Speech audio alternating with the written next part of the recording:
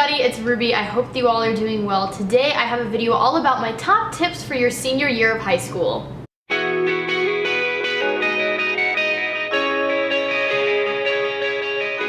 I make these videos every single year. I did one for every single year of high school, and I know that this one is up a little bit late, but a lot of people requested me to do it, so I thought, why not film it anyways? Hopefully this will help like the seniors next year. Maybe it'll still help some seniors this year, but senior year of high school is definitely very stressful, or it can be, so I always like to make these videos because I have been through high school. I'm in college now, and I definitely have some advice to give. After this video, if you all have any more additional questions, comments, concerns, anything you want to know about kind of how to survive your senior year of high school, please leave them in the comments down below and I'll be happy to answer each and every single one of them. So without further ado, let's just get into my tips. My first tip is to meet with your counselor at the very beginning of your senior year. Now this meeting is very important. One, because you want to make sure that you have all of your credits in line and you are ready to graduate by the end of the year. I know so many of my friends who didn't just go to my high school, but who were at other high schools during their senior year, and it was towards like the last few months of the year, and they realized that they were either missing a credit of theirs was incomplete, or there was just something that was going to potentially get in the way of them graduating. So setting up that meeting really early is just going to make sure that you succeed and you have like a happy and healthy and safe senior year, grade-wise at least. My second tip, and this is a big one, is to start your college applications ASAP. So I pretty much started my college applications in September because I wanted to get a head start. I wanted to apply early to some places that would let me apply early without necessarily having like a binding contract, which that's something that you really want to check into if you're going to apply to a college early. You definitely want to check and see whether or not there is or is not a binding contract if you get into that school and you applied early. But for the ones that didn't have a binding contract, I applied immediately just to get them out of the way and to stop kind of worrying about a really big part of my senior year. I also realized that by applying to schools early, I just felt a lot more prepared. I felt a lot more relaxed, and so when all of my other friends were like stressing around December and January applying to schools, I was kind of able to sit back and be like, man, I'm done. My third tip kind of goes along with that, and that's to start scholarship applications and scholarship research as early as possible, and then continue to research more scholarships throughout the year. There are plenty of scholarships out there if you just Google them and search them on the internet that can be applied to like multiple universities, so they're not scholarships that are like specifically through one school. Even if at the beginning of senior year you don't necessarily know where you want to go to college or where you're going to end up, there are still plenty of scholarships that you can apply to and just get a head start on those.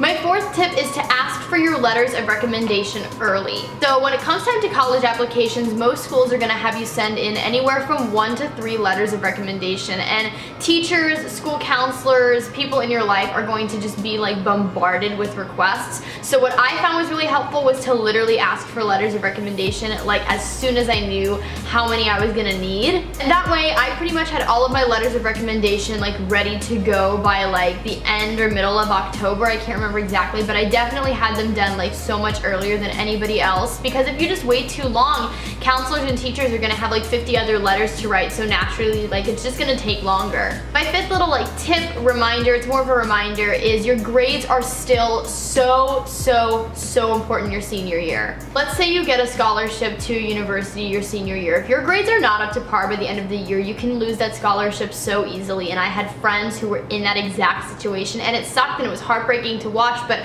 I think some people kind of forget, like freshman year, I feel like a lot of people forget that your grades are really important freshman year. The same goes for senior year. Even once you're accepted into universities and you're accepted into colleges or conservatories or whatever, your grades are still just as important, and universities will be watching how you handle like the rest of your senior year after being accepted to schools. The sun is so bright. What just happened? Oh my gosh. Okay, we're just gonna keep going. My sixth tip, and I feel like I say things like this in every single one of my like high school advice videos, but this is such a big thing. If you don't have a planner, you are doing it wrong. Especially your senior year when you have classes to balance, you have college applications to balance. I know a lot of people, like myself, I had a job senior year of high school. If you do not have a planner to help you keep everything in your life straight, I don't know how you're gonna survive your senior year. My seventh tip is to make sure that you're taking care of yourself physically and mentally. Senior year is very stressful because you're getting ready to adapt and adjust to a lot of change. And I feel like throughout this year,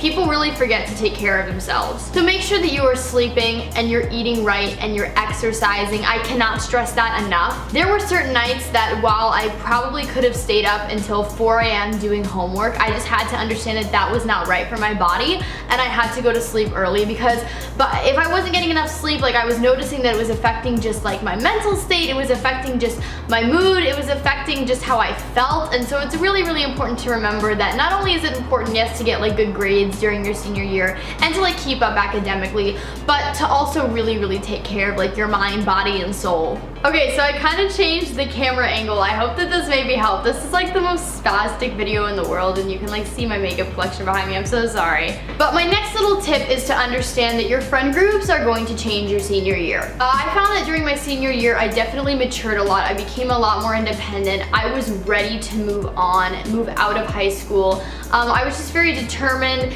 And so I just feel like you grow a lot and you learn a lot about yourself your senior year, and with that just comes a lot of change, which can oftentimes include like changing your friend group. I also find that stress like definitely takes a toll. A lot of people, like if they're not handling senior year very well and they're not handling like the college process and they're not like taking responsibility for like making sure that their college applications are filled out on time, stress can really take a toll and like people just kind of start to distance themselves.